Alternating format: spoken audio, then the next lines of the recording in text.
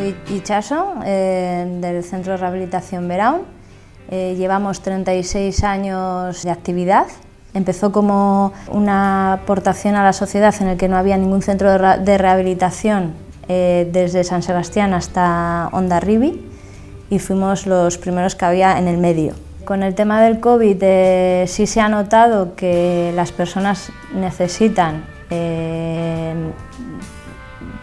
trabajarse, sobre todo a nivel lumbar y a nivel cervical, tanto pues por malas posturas, demasiadas horas a lo mejor en el sofá, ejercicios que han estado haciendo descontrolados, a lo mejor vía online,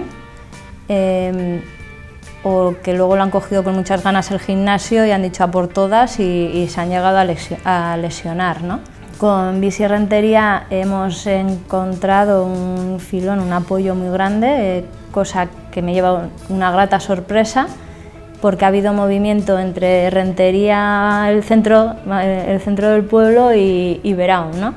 Entonces ha habido ese movimiento y la gente que haya pensado en me voy a gastar el bono para darme un masaje, ¿no? Pues ostras, me ha llevado una grata ilusión, una grata sorpresa. Sí nos ha ayudado eso a conocernos todos los comercios y a estar más unidos y a hablar entre nosotros, cosa que antes pues sí, epa, adiós, ya está, porque o sea, yo vivo en el barrio también, entonces nos conocemos de siempre, pero ha ayudado a afianzar más.